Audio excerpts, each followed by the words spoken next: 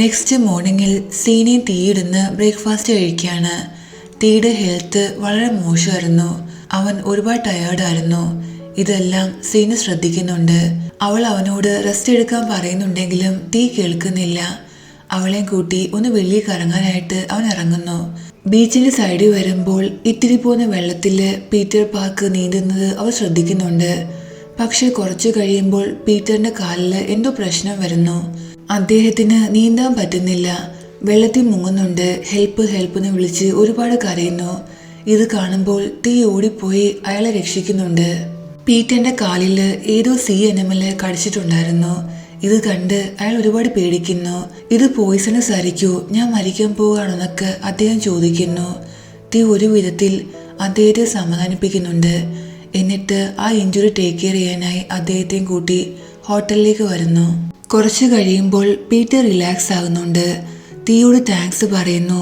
തൻ്റെ ജീവൻ രക്ഷിച്ചതിന്, തന്നെ ഹെൽപ്പ് ചെയ്തതിന്. താങ്ക്സിൻ്റെ ആവശ്യമൊന്നുമില്ല. താങ്കൾ എനിക്ക് വേണ്ടി ഒരു കാര്യം മാത്രം ചെയ്താൽ മതി. ഞങ്ങളുടെ ആഡ് ചെയ്യാനായി സൂസിയെ എങ്ങനെയെങ്കിലും കൺവിൻസ് ചെയ്യണം. സോറി, എനിക്കത് മാത്രം ചെയ്യാൻ പറ്റില്ല.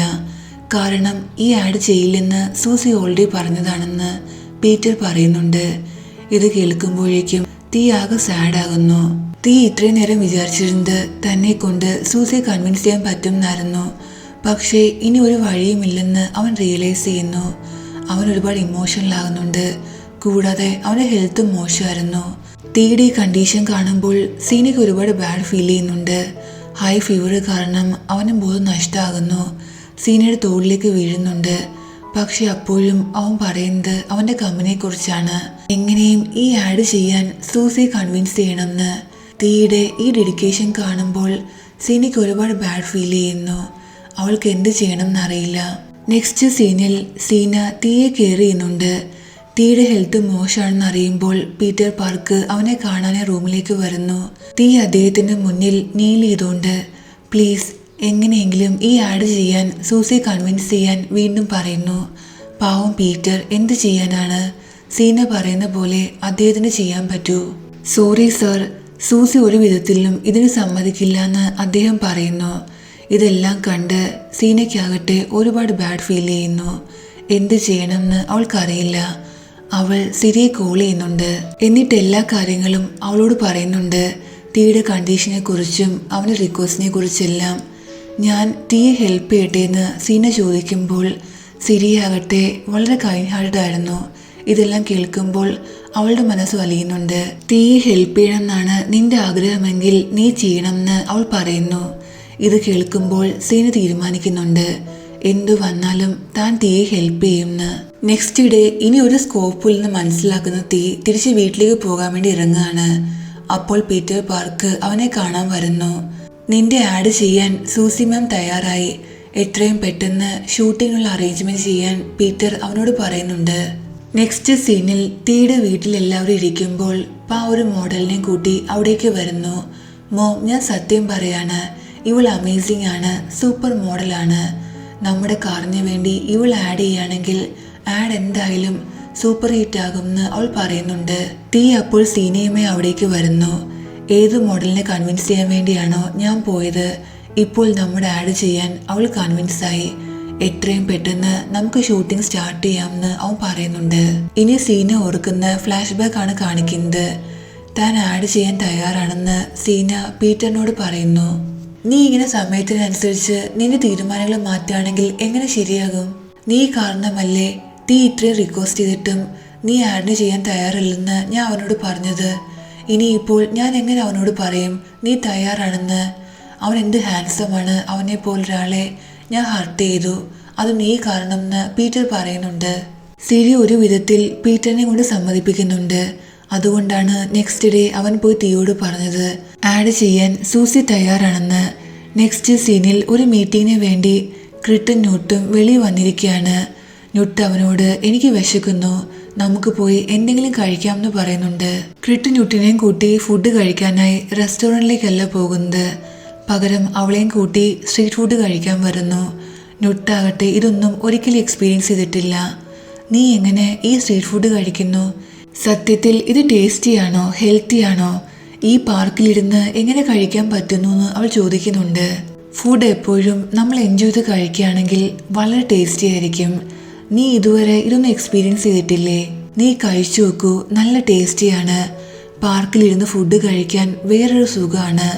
ഇത്രയും മരങ്ങളും ഫ്ലവേഴ്സിനും ഇടയ്ക്ക് ആരും ഡിസ്റ്റർബ് ചെയ്യാനില്ല, നല്ല കാറ്റും. ഈ പാർക്കിലിരുന്ന് കഴിക്കുമ്പോൾ ഫുഡ് എക്സ്ട്രാ ടേസ്റ്റി ആയിരിക്കും. നീ ട്രൈ ചെയ്ത് നോക്കാൻ അവൻ അവളോട് പറയുന്നു. ക്രിട്ട് പറയുമ്പോൾ നുട്ട് എങ്ങനെ കേൾക്കാതിരിക്കും?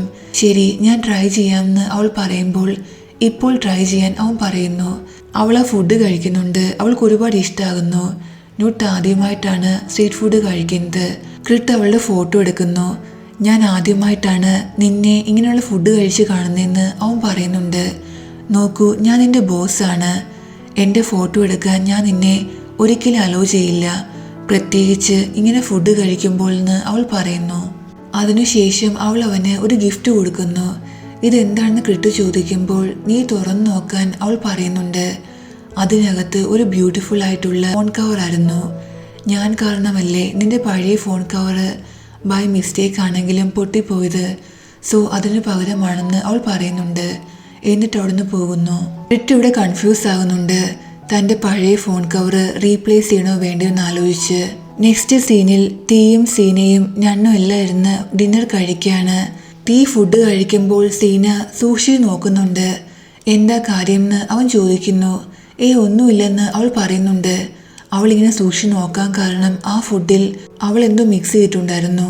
ഫുഡ് കഴിച്ച ശേഷം തീക്ക് എന്തോ വിയേർഡ് ഫീൽ ചെയ്യുന്നു. ഈ ഫുഡിന് എന്തെങ്കിലും കുഴപ്പമുണ്ടോ എന്ന് അവൻ ചോദിക്കുമ്പോൾ ഒരു കുഴപ്പമില്ല, നല്ല ടേസ്റ്റിയാണെന്ന് ഞാൻ പറയുന്നുണ്ട്.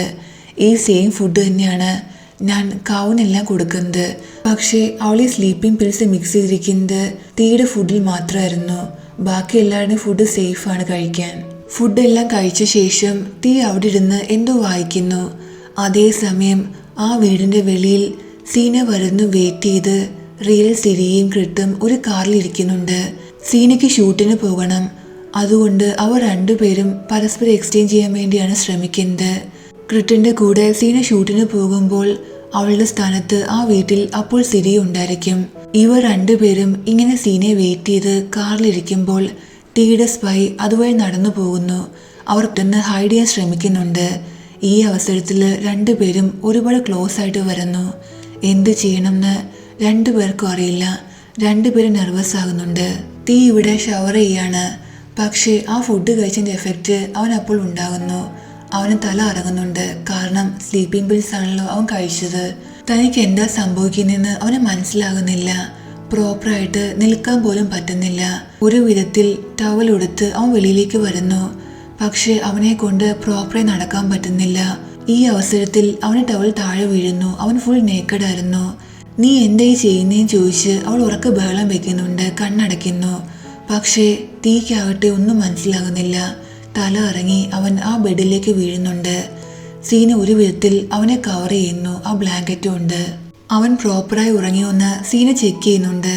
പക്ഷെ തീക്കാവട്ടെ ഒരു ബോധം ഉണ്ടായിരുന്നില്ല. അതേസമയം ഇവിടെ ക്രിട്ട് റിയൽ സിരിയും കൂട്ടി വീടിനകത്തേക്ക് വരുന്നു. ഇത് സ്പൈ കാണുന്നുണ്ട്. ഇത്രയും ലേറ്റായ സമയത്ത് നീ സിരിയ മാമിനെയും കൊണ്ട് എവിടെ പോയതാണെന്ന് ചോദിക്കുന്നു. ഞണ്ണും അവളുടെ കൂടെ ഉണ്ടായിരുന്നു. സിരിയക്കകത്തിരുന്ന് ഒരുപാട് സഫോക്കേഷൻ ഫീൽ ചെയ്തു. അവളുടെ ഹെൽത്ത് മോശമായിരുന്നു. അതുകൊണ്ട് ഞങ്ങൾ അവളെയും കൊണ്ട് വെളിയിൽ പോയതാണെന്ന് ഞാൻ പറയുന്നുണ്ട്. സ്പൈയെ താൻ ഹാൻഡിൽ ചെയ്യാമെന്ന് ക്രിട്ടിനോട് ഞാൻ പറയുന്നു. എന്നിട്ട് സിരിയും കൂട്ടി അകത്തേക്ക് പോകാൻ പറയുന്നുണ്ട്. ഇവിടെ ഇവർ രണ്ടുപേരുടെയും സ്വീറ്റ് ആയിട്ടുള്ള ഫൈറ്റ് കാണാം. കാരണം ഈ സ്പൈ പറയുന്നത് ഞാൻ അവൻ്റെ ഫ്യൂച്ചർ വൈഫാണെന്നാണ്. അതുകൊണ്ട് അവൻ അവളെ കിസ് ചെയ്യാൻ ശ്രമിക്കുന്നുണ്ട്. നണ്ണാകട്ടെ അവനെ ഹിറ്റ് ചെയ്യുന്നു. ക്രിട്ട് സിരിയും കൂട്ടി വീട്ടിലേക്ക് വരുന്നു. തൻ്റെ മദറിനെ കാണുമ്പോൾ തന്നെ കാവ് തിരിച്ചറിയുന്നുണ്ട്. മേയ മേയ എന്ന് പറഞ്ഞ് ഓടി വന്ന് അവളുടെ മടിയിൽ കയറിയിരിക്കുന്നു. സിരിയയും ഒരുപാട് ഹാപ്പി ആകുന്നുണ്ട് കുറേ ദിവസങ്ങൾക്ക് ശേഷം തൻ്റെ മകനെ കണ്ടതിൽ.